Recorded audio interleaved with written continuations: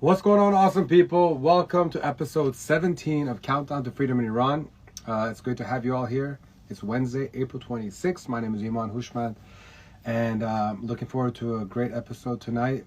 Lots of news, a lot of Uniters updates, massive news. Got Paris Mansouri with the latest news, Mona Haghighi providing the Uniters update, and we got Shahla Nikpour, who's going to be talking about gaslighting. And we're going to be opening it up to the viewers to join us for the last 15 minutes, if they like, as we talk about two questions. What do you think is the number one reason that the revolution has not yet been completed? And two, what can we all do better? So it's hopefully a nice little conversation piece that will get all of us involved, engaged, and maybe even educated on what we can do better. Want to thank everybody who's joining us here tonight. Got some familiar faces, some new faces. Shala Jun, how are you? Got to give a shout out to Signs or Us. Every time Shala Kosari is here, donating this backdrop and a lot of great signs for our revolutionary movements and protests. Shahan Shah Aryamer, good to see you. We got Kaveh Reza, Dr. Sam is there. And Negin Jun, we got, Aghay Kazemi. What a pleasure to have Ostad Bozorg, Aghay Kazemi here. So we have a lot to talk about, ladies and gentlemen. So first of all, thank you so much for joining. Appreciate you guys as always. And I'd rather just kind of like jump right in, but I gotta tell you one little thing. The news that I'm about to share in about 20 minutes or so, it's probably the biggest news for any event that I produce in my entire life. And I'm so excited that I have our Uniters by my side to make this all happen. It's groundbreaking. It's going to be historic. It's going to be unifying. It's going to be amplifying the voice of Iranians. I really cannot wait to get to it. So for once, I want time to go fast. So let's just get right to it. Let's go ahead and welcome Paris Mansouri, everybody. I feel like you guys really don't want to ever see or hear from Montreal. So let's go.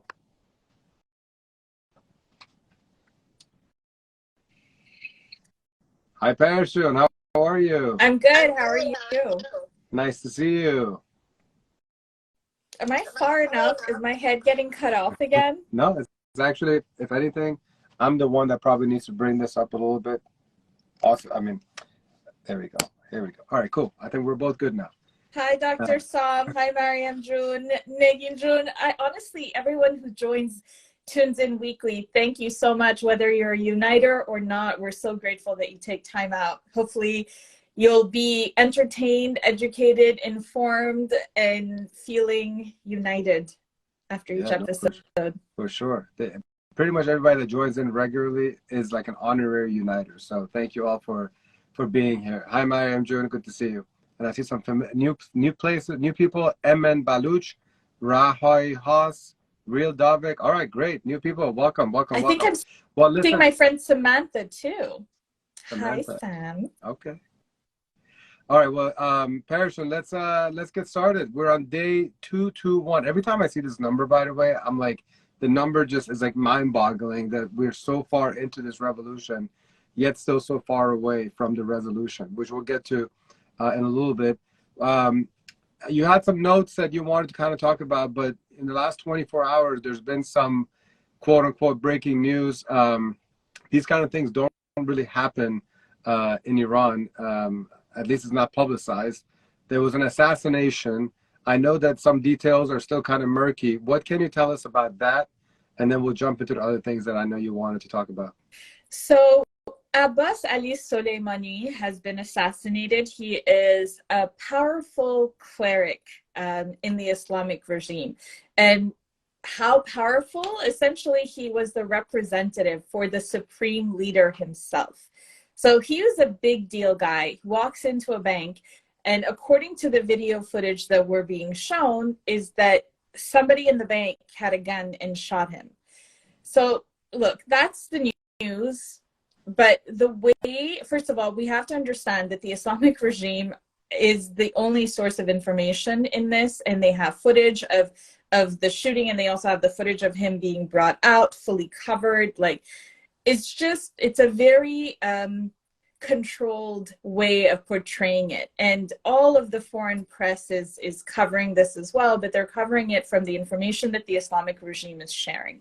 So it's not that I'm saying to take it with a grain of salt in the sense that it didn't happen. Obviously it did. Obviously he's a recognized person, but we also have to understand is that there has to be, for the Islamic regime, for something like this to happen, it can't be just random, especially considering who he was amongst the religious clerics. Like he was not only respected, but he did conduct prayers on Fridays. He is somebody that everybody not only listened to but revered. I mean, the person who represents the supreme leader, he's just not, this is not just a random shooting, and it couldn't have just happened randomly. So in a state where so many things happen, so many assassination attempts, so many people get killed and no one knows what happens, all of a sudden this really important guy not only gets shot in a bank, in a public place, on camera, but there's footage and there was cameras available the moment that they brought him out.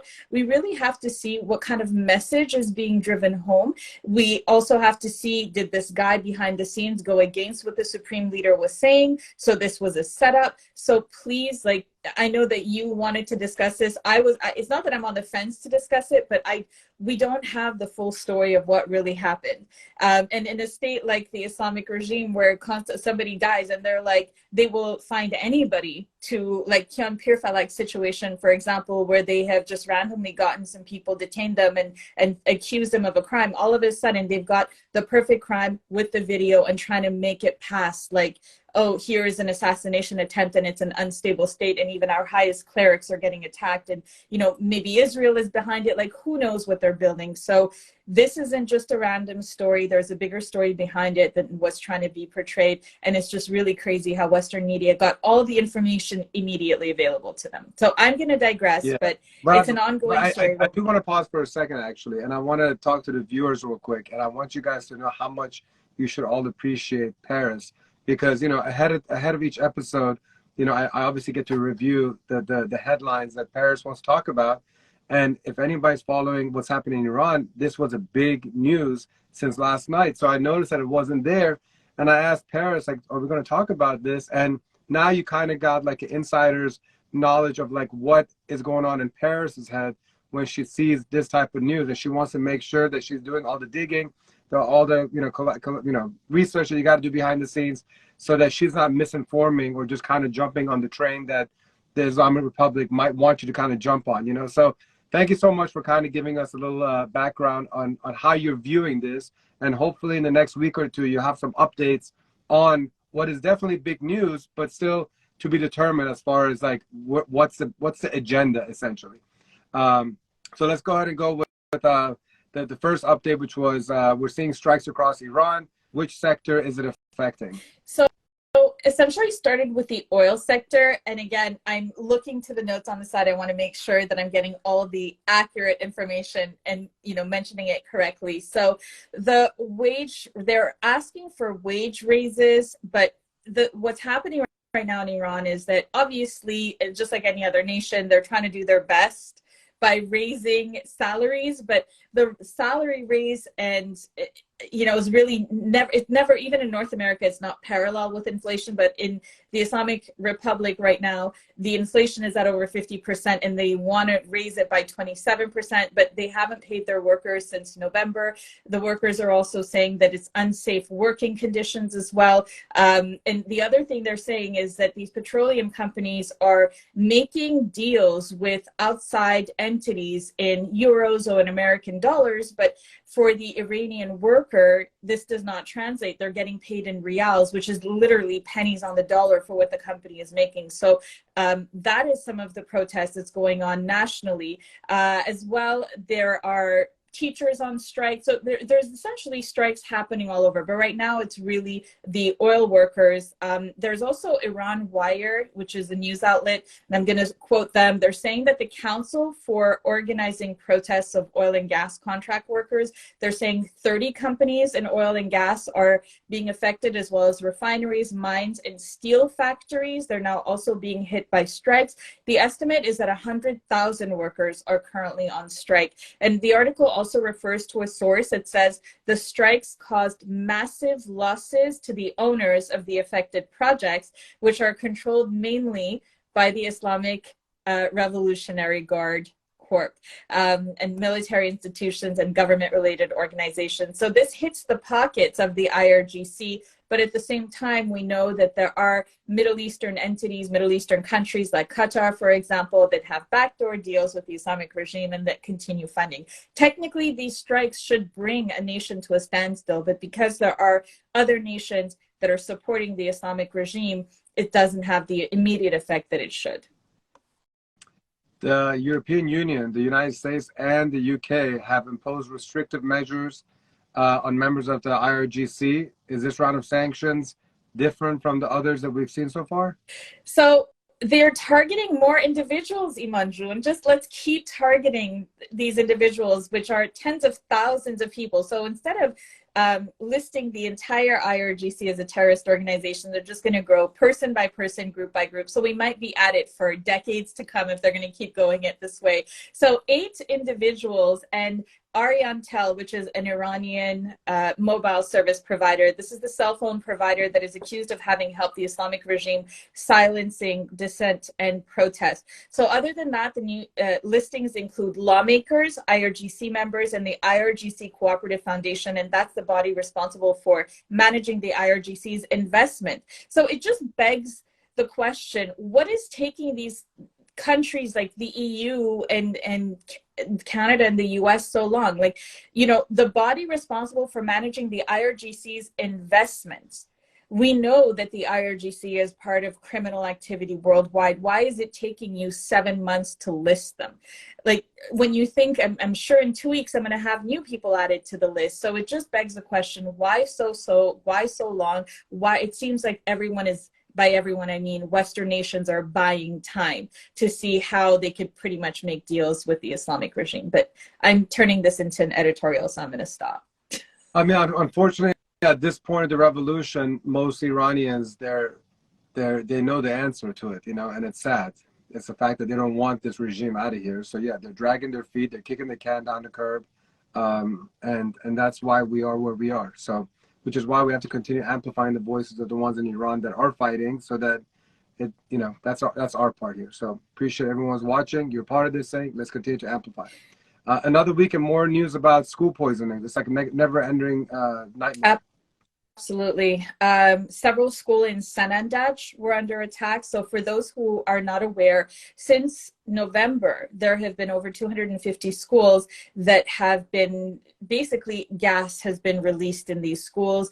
The Islamic regime says it's arrested a bunch of people in connection with these crimes, but they have no idea what's going on, even though they seem to be coordinated, seem to be happening in similar cities at the same time and in the same region at the same time for a long period of time. And the people who have access to these pipes and these pipelines are, you know, you can't be nothing other than a government official, but they still haven't tracked down who is doing this and why it's happening, even though they said that they have. So on Monday, schools were attacked in Hamadan, in Mehshahr, and in Karaj as well. It's unconfirmed how many were taken to hospital in those attacks.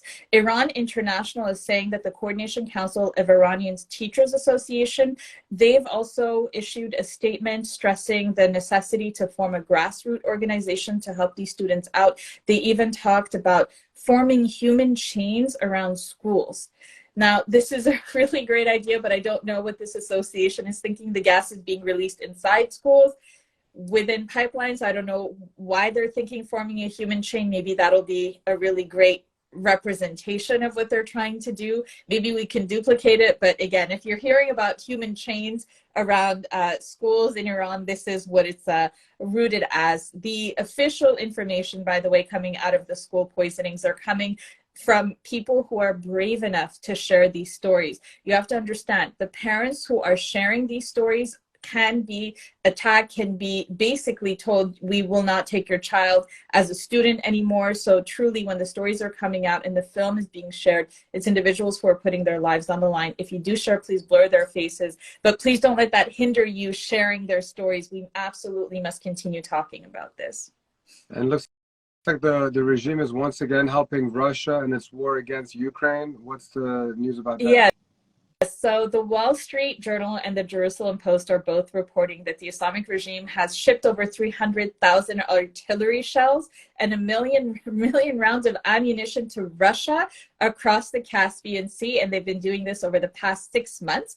And they do it via cargo flights. This is according to the Wall Street Journal. And cargo flights, according to the Wall Street Journal, make it very difficult for Western countries to block these shipments of weapons. And basically, this would require the agreement of former Soviet republics in the area, which they don't have. So this is a way for the Islamic regime to get money to basically fund its own terrorist attack while funding Russia in the process. But meanwhile, the United States has been trying to help Ukraine in this process, is also trying to make a deal with the Islamic regime.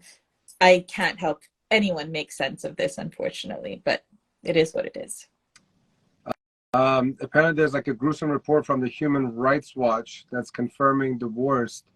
What is the worst?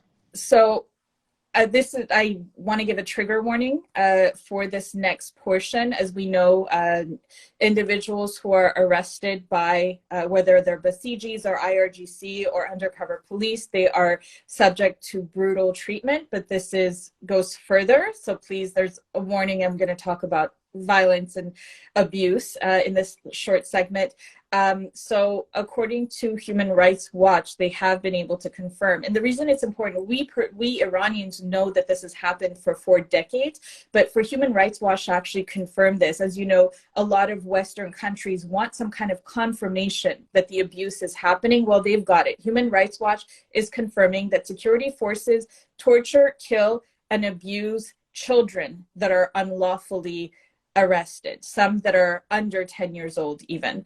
They're saying, and I'm quoting here, Iranian authorities have arrested, interrogated, prosecuted children in violation of legal safeguards, and judges have barred children's families from hiring lawyers of their choice to defend them. Convicted children, basically, sometimes it's super big charges. Sometimes children are arrested because it is believed that they're family members of theirs is wanted by the Islamic regime, or family members of theirs protested. So they're essentially used as bait. It's a gruesome report. Honestly, if anybody reads it, please, they didn't put a trigger warning at the top, but I'm just letting you know it's horrifying descriptions of what they do to these children to extract information from them.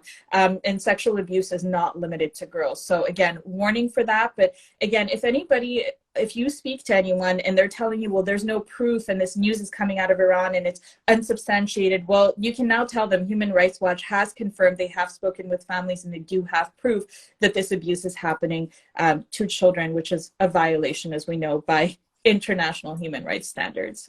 I wish they would do less watching and more doing something about it, but I guess it is one step forward, the right direction. Dr. Sam here says, UNICEF, where are you at? Please, louder, Dr. Sam, louder. If UNICEF was going to do anything, they've had 7 months to do so. Updates, we only have like 3 minutes to go, so we got to go quickly. Updates about protesters and detainees? Yes.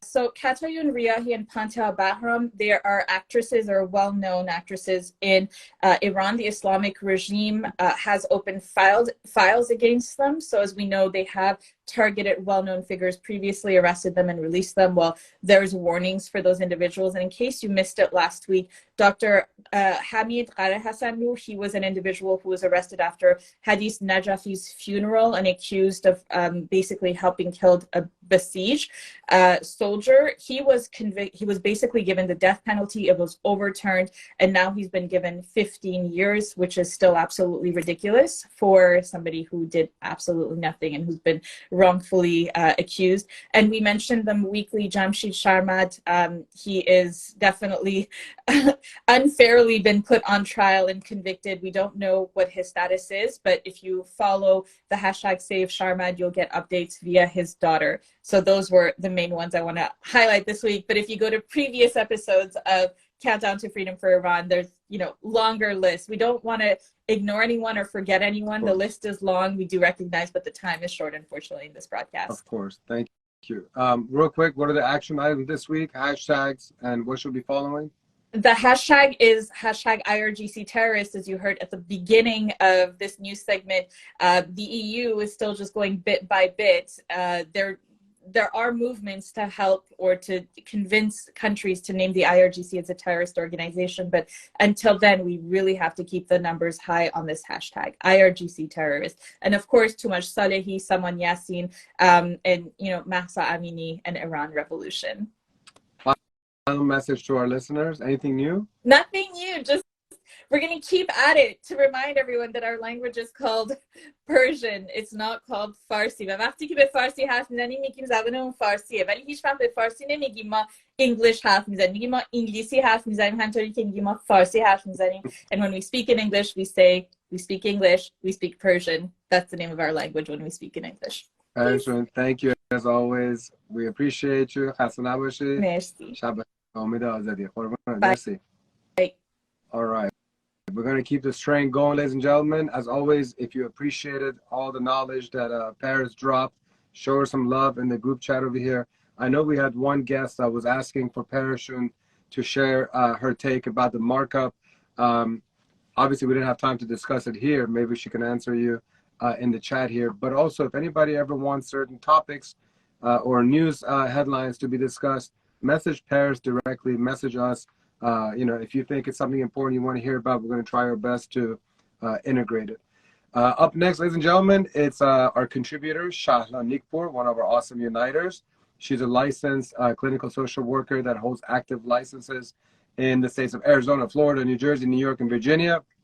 Holds 2 master's degrees, a licensed creative art therapist, and holds her 2nd master's in clinical social work. And tonight, she's going to be talking about gaslighting. So this is our mental health minute. We're going to be addressing this interesting topic. So please help me welcome Shahla Nikpour. Hi, Shahla. Hi, Iman June. How are you? Good. It's been so long. Good to see you. Yes, it has been, but good to see you too. You've been a busy bee, I'm sure. And yes. I know you have somewhere to be in a little bit. So thank you so much for making time. Sure. Let's talk about, well, first of all, the They Can't Breathe video. Please share hashtags. We're going to be talking about that. But, there's let's just kind of talk about the gaslighting part in the general aspect. So what is gaslighting? Well, I'm bringing this topic up because a couple of weeks ago in Paris had talked about this, that there was some articles that were coming out in BBC and another mental health journal. I'm not going to say their name, but an article about these gas attacks in Iran, that they were quote unquote called mass hysteria responses, and that there was no scientific evidence that these girls were being poisoned. And so that kind of brings up the topic of gaslighting in the Iranian community right now and what we're going through. And so gaslighting is basically, someone saying, I can't breathe, I don't feel good, I'm angry about something, and, a person just not even validating that experience.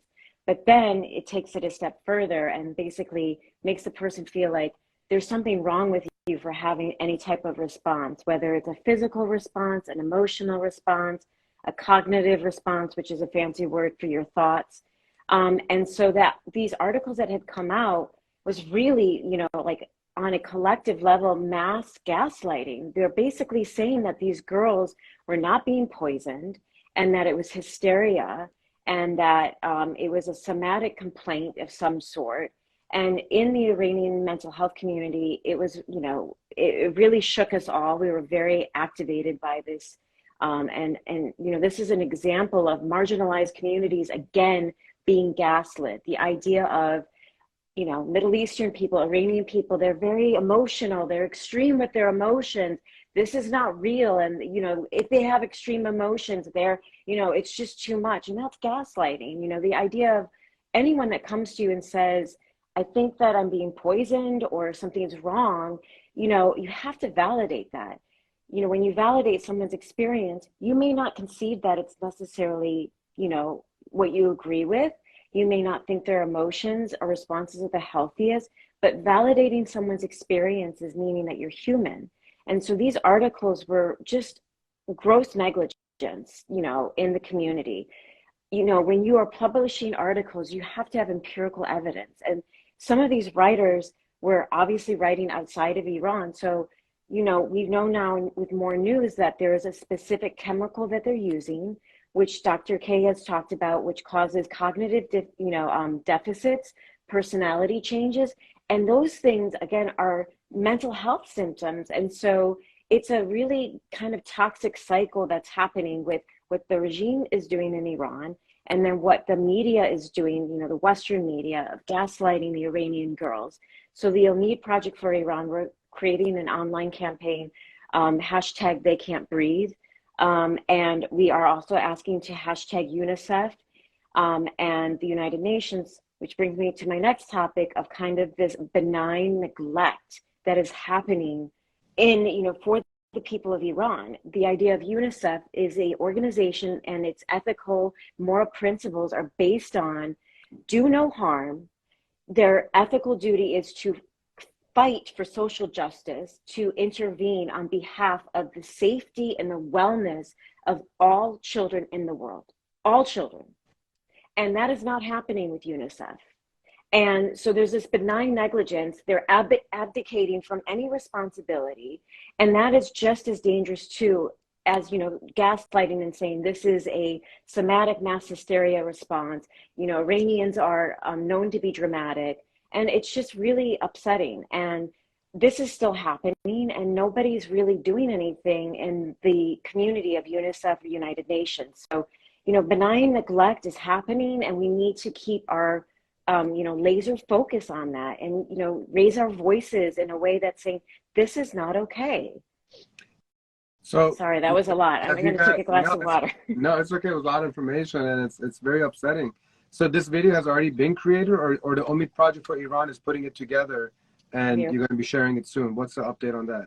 We are putting it together, and I'm, you know, a lot of our contributors that are in the Omid Project for Iran, we are recording a video, but we really want people to use those hashtags, spread this. We want this to be an online campaign that's getting the, you know, attention of UNICEF, and all of the celebrities that are the ambassadors of UNICEF.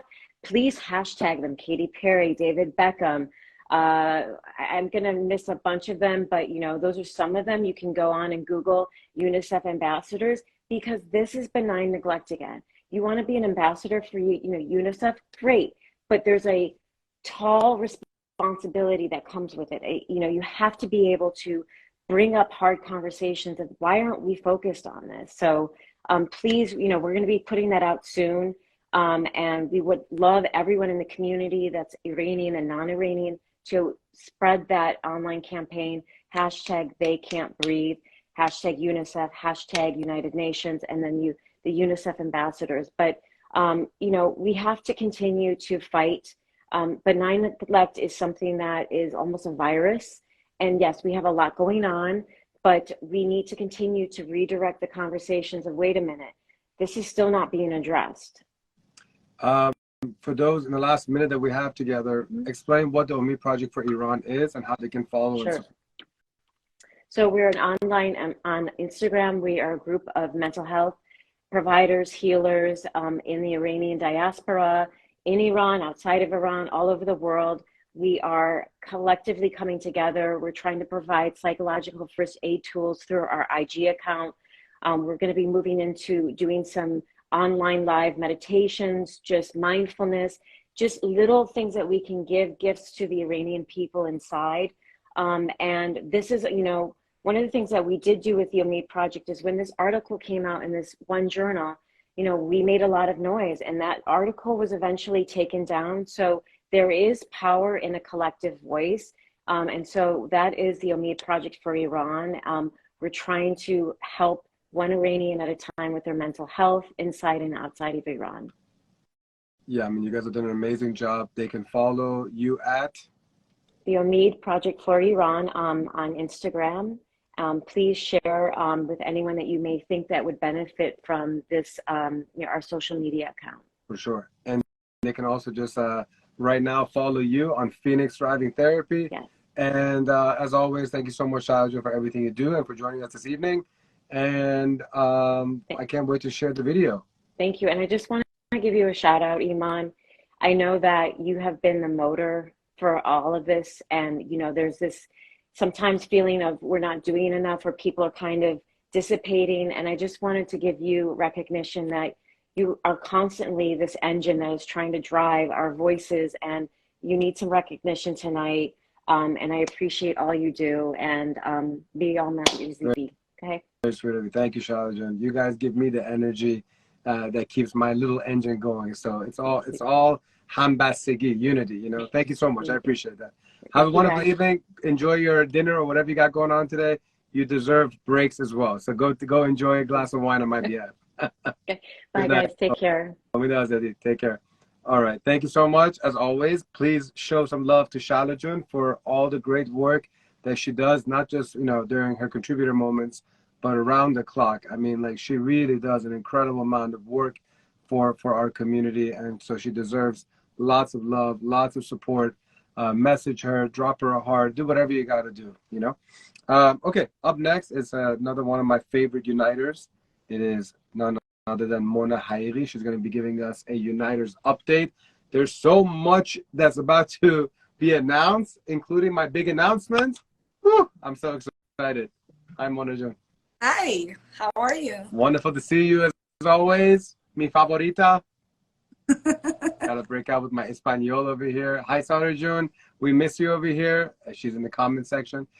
Mona, we got so much to go, so let's jump right to it. What do you want to talk about first? Okay, first thing, we, the Uniters, are going to recreate one of Too Much Salehi's videos, Surah Mush, and we're going to lip sync. We're not going to sing it, obviously. Thank God.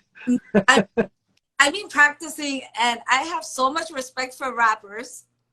This is so fast. I have so much respect for Too Much, for his songs, and it's just incredible how they do it. And I'm very excited to put this together, all of us, and spread the word. He's been in solitary confinement for over 180 days now. It's been too long.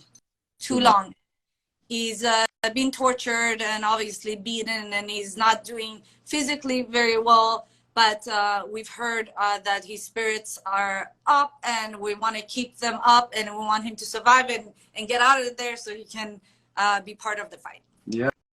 So this Sunday it's going down. We're going to film it. We're going to wrap our way into making a lot of noise for Too Much. He deserves all the support that we can possibly give him. What else we got in the lineup?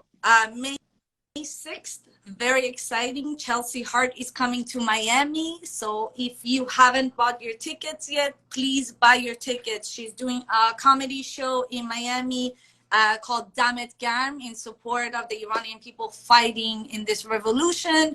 She's been supporting us from day one. She's amazing, and let's show her some love back, please. So if you haven't bought your tickets, please do. Iman Jun, do you want to explain a little bit more about the event and what it entails? Yeah, so basically, you know, what this is basically is like kind of like a work in progress. Chelsea is going to be having the big performance in August in Scotland. And so there's select cities, Miami, Chicago, Montreal, LA, New York, that they wanted to just, you know, do like a practice round, you know. And now Chicago was done. I think, I forgot what's coming up, but it's been fine-tuned, and it's going to be great. It's going to be a combination of comedy and some personal experiences of what Chelsea's been going through the whole revolution. But the way that we're doing it in Miami is that it starts with a nice little cocktail reception, some Persian appetizers, Persian-inspired drinks. So it's got a very cool first hour of a cocktail reception. And then we go to the rooftop of the Miami Beach Hotel, Meridian Hotel in South Beach, on the rooftop deck, very intimate. It's not going to be a big crowd, less than 100 people, so very exclusive. And Chelsea will do their bit, and then it's going to be more music and drinks. DJ Cover is going to make a little you know, introduction of what he's about to bring to the table. And so yeah, so it's a combination of comedy, conversations, great food, great drinks, great company.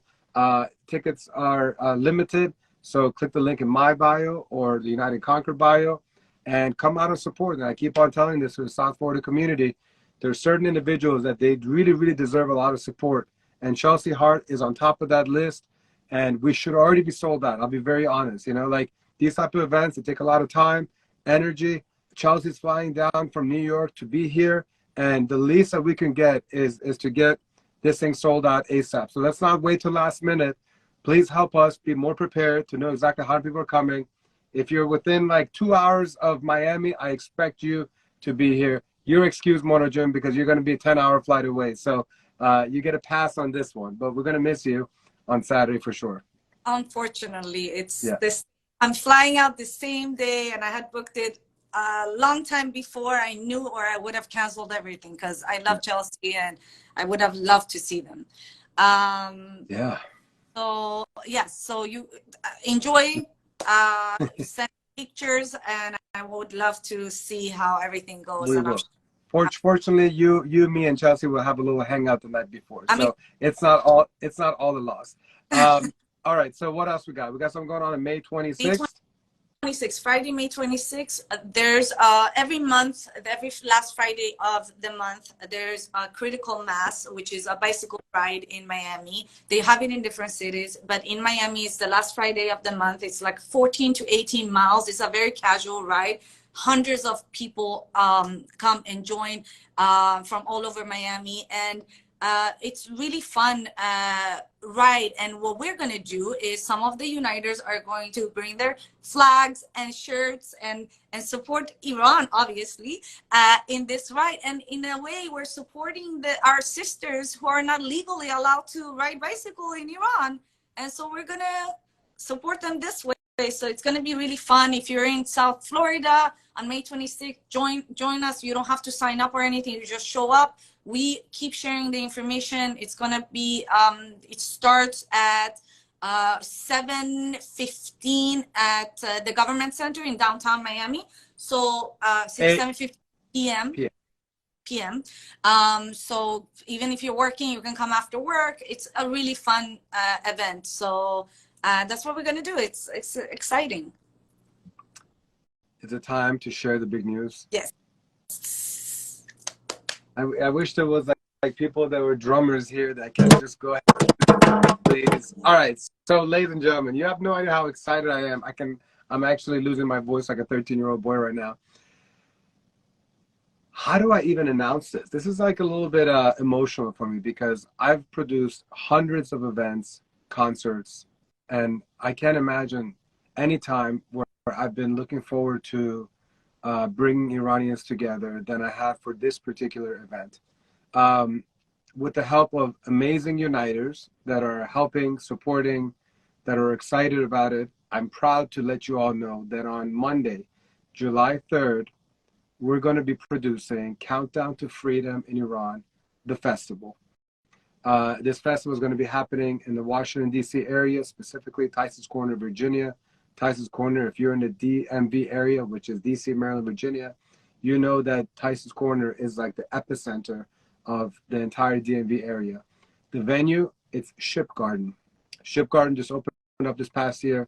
My good friends, Matt and Payman, they own Shipgarten, and previous to that, they used to own Tysons Beer Garden, where for many years, Exclusive Entertainment was hosting the biggest outdoor international weekly event called AIR. And so now this venue is not only a great place where you can go and enjoy God knows how many different types of beers, how many different types of whiskeys and hookahs, and 4 different types of cuisines, from Persian food to Japanese food to German food to Latin food. But it holds over 5,000 people. It's got a massive playground for children, multiple playgrounds actually. It's got multiple massive tents. It's got even a doggy playground. And so from 1:11 p.m. until 1:11 a.m. for 12 hours, if you're in the DC area or anywhere in the Northeast, or an Iran lover and freedom fighter that wants to come be a part of this epic event that is going to have everything from food to music to celebrity appearances to different types of performances. Essentially, it's like a fusion of what I call Sizabeda, Coachella, and Charshanbe Suri, and just the ultimate unity and an opportunity for amplifying the voice of Iranians, because we're there for a lot of great things that are always fun, the food, music, hookah, and all that stuff. But really what we're there for is to show unity amongst Iranians and having a very strong community. And we're going to be having a ton of booths, all Iranian-owned booths that are going to be creating different things that have to do with Iranian jewelry, for example, or Iranian spices, or Iranian cupcakes, or Iranian clothing. I mean, there's so many different people, arts and crafts. There's so many different things that are going to be present at this one place for 12 hours. So no matter what age you are, no matter what time of the day or afternoon or night works for you, this is an opportunity for you to come out and be a part of something special, historic, and hopefully impactful, because the more that you're supporting this event, you are essentially supporting Unite and Conquer, and then our entire Unite and Conquer team will be energized to go and create more content to amplify the voice of Iranians. So it's not just about one event, which is great to be there, but it's all about supporting this event so that an organization like Unite and Conquer that is filled with some amazing uniters can continue to create content that amplifies the voice of Iranians. So we can do more countdown episodes, so that we can create more, just do more storytelling about what's happening. We're so behind from a social media perspective that we need to invest more into great content. If you look around, Mona Jun, I hope you will agree that if you have to think of one individual or one organization inside of Iran or outside that is killing it on social media as it regards to amplifying the voice of Iranians and really focusing on a free and secular Iran, these are very key elements right here. It's like, who is truly looking out for a free and secular Iran? Who has nothing but good intentions for the people of Iran fighting for freedom? Can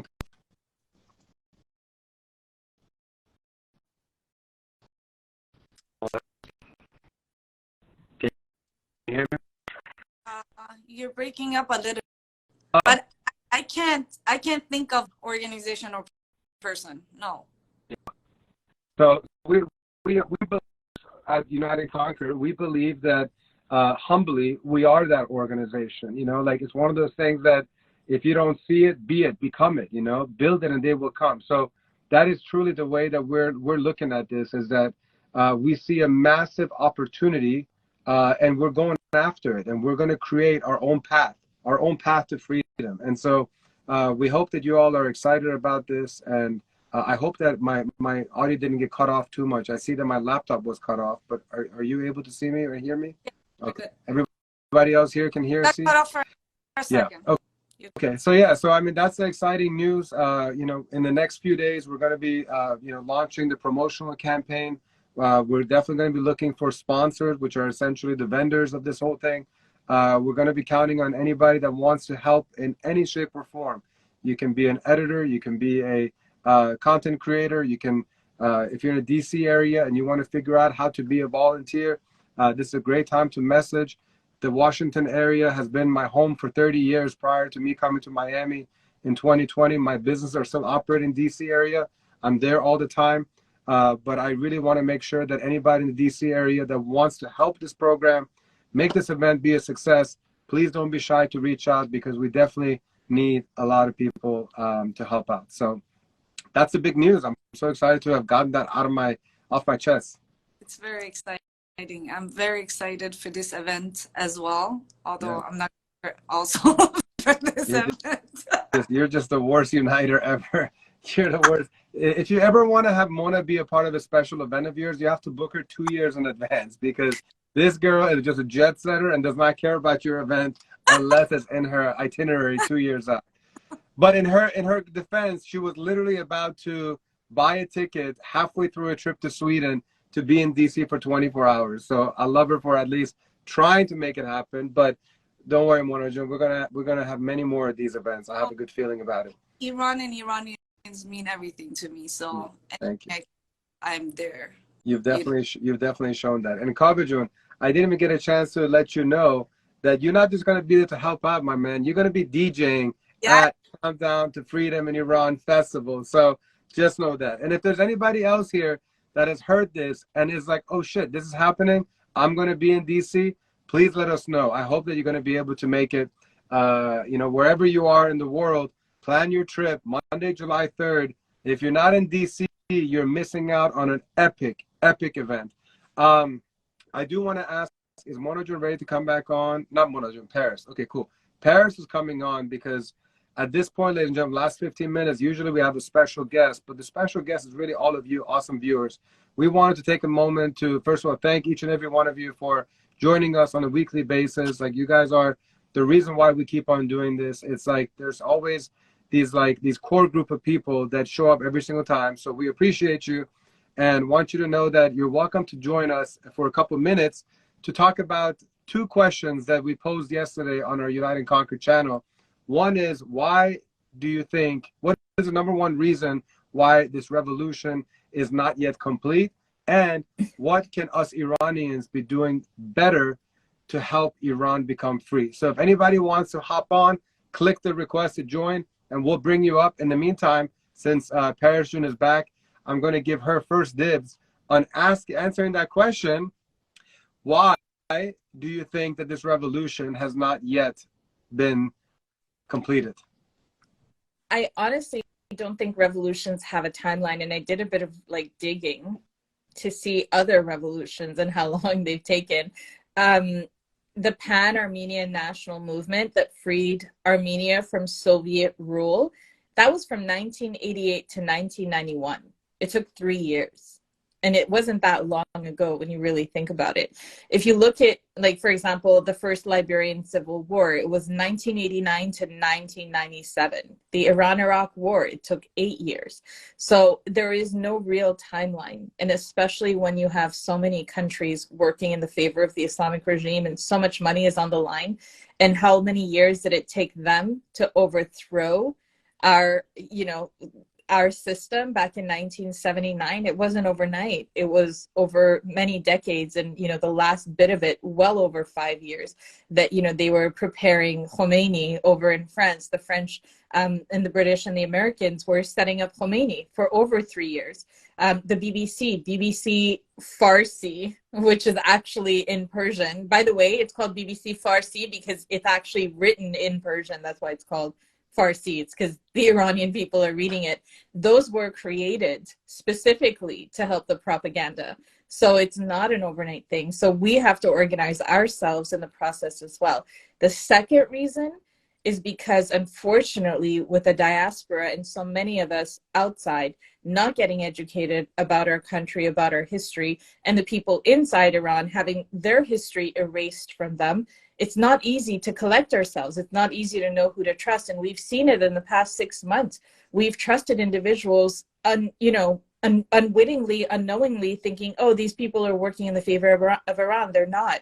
How many people really took the time to get to know Hamid Ismail? How many people got to know Masih Alinejad and the betrayal, her true betrayal of Iranian women, from girls who would film themselves, send it to her, and she wouldn't blur their faces when she would publicize it. She would take money and put these videos up and give girls fractions of the money. So she was paying people to send these videos. And again, this is easily researchable.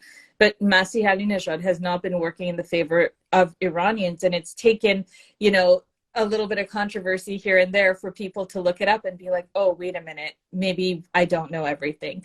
And unfortunately, some people are still not learning, are still not taking the time, and are just like, no, we need to be united.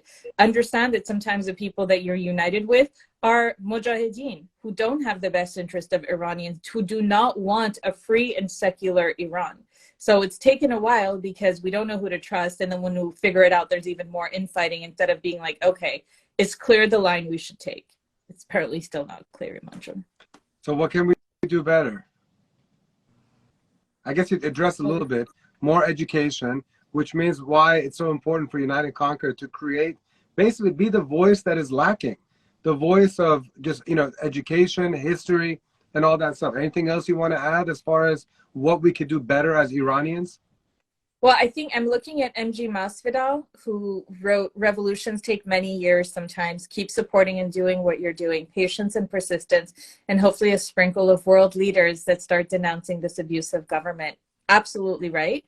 And I think the part that we can be doing is just amplifying the voices, not I know that it's fatigue. It's a revolution fatigue. It's trauma fatigue. It's Islamo-trauma fatigue. For so many people, this hits close to home when we look at individuals from whether you're a recognized activist or, you know, somebody working at the community level like we are at the Uniters. There's so many individuals who are directly affected, and it's easily understandable why they get exhausted, and just being understanding and tolerant of each other in the process.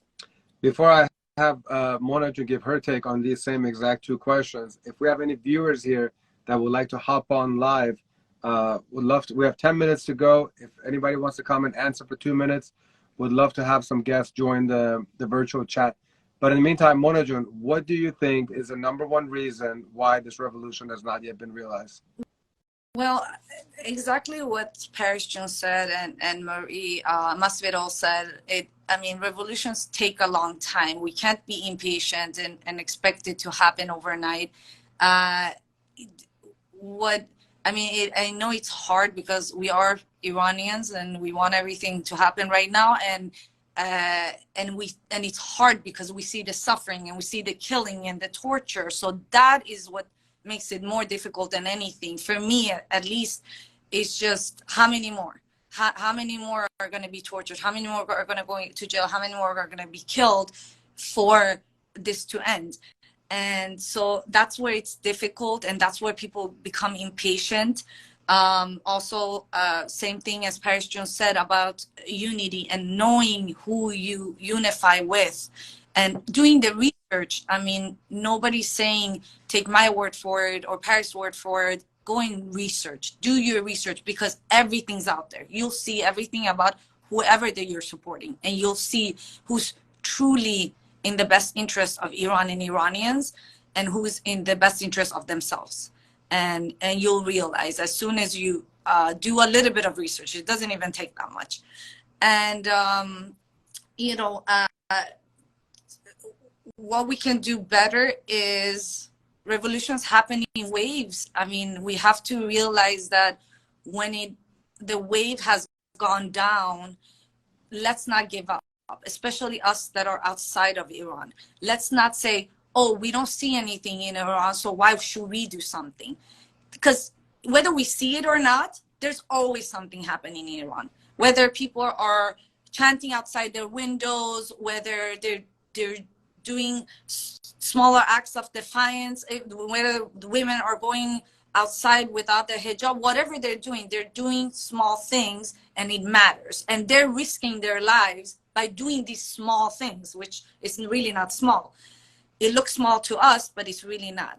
And so for us, we need to support them no matter what, and no matter how little we think they're doing, we need to support them. We need to say, what can I do more? What can I do better? And just like get together, and like we're doing it in the Uniters. What can we do? Critical mass. Let's go bring flags and ride a bicycle. You know, whatever it is, it brings awareness. We have non-Iranians that become aware, and they're like, oh, what's going on? I thought that this was quieted down. No, it's not. Watch Countdown, see what's going on, follow us. You can get more information, and that's how you're supposed to do it. Just talk about it. Just keep talking about it. Don't quiet down, because if you quiet down, the world is going to think that it's over and nobody cares. So please don't be quiet. You know, I want to share something personal here that, you know, I think many of you that are watching have probably been disappointed by, just like the downward trend that things were going, as far as like people sharing content and talking about it. And like, it's almost like, man, people are going back to their normal life. What the hell is happening? Especially to people like us who have just been so active since day one. It's very disheartening. It's very disappointing. It is through actually the little downward trend of like people being involved in the revolution that got me thinking about doing this festival. Because I was like, we have a marketing problem as Iranians, and as it pertains to the revolution. I was looking all around, and I was like, who the hell is leveraging social media? We all know how important social media is. We see how certain people or brands are using social media to elevate themselves, like in an unbelievable fashion. Like almost like overnight they become these like celebrities, all because they use social media. And I was like, but yet you don't see any Iranians or organizations that are trying to fight for a free and secular Iran that are killing it on social media. So I was like, okay, we have to figure out how we can kill it on social media, you know? So I was like, man, we have a marketing problem. And so how do we get funding for a marketing budget? You know, how do we get millions of dollars that people usually put to grow a brand or whatever? And that is through events that bring Iranians together. And then so as I was trying to think of like, okay, what type of event will bring Iranians together? I was like, okay, they need music. I mean, they're already doing it. I mean, there's all these concerts happening, which pisses me off that all these concerts are happening, all these club parties are happening. And I'm like, at least if you're going to bring a few thousand people, make it for a freaking good cause. So then I was like, okay, well, how can we leverage the fact that we've been my company for events and concerts? How can we use that experience, those connections, that network, but then make it actually be something that has to do with the revolution?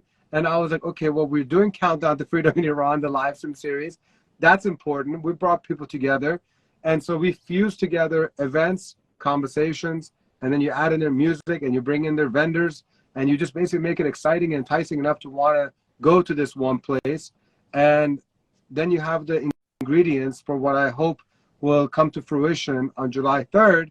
And then if that gets the support that it hopefully will get, then Unite and Conquer can use those funds, can use that support, can use those connections, those partners, those synergy relationships, and then hopefully, you know, put all that money into creating more content and allowing people like Paris to have her own news and updates show that is being watched by tens of thousands of Iranians around the world, right? Yeah. Yes. I don't see myself doing anything separate from the Uniters at all.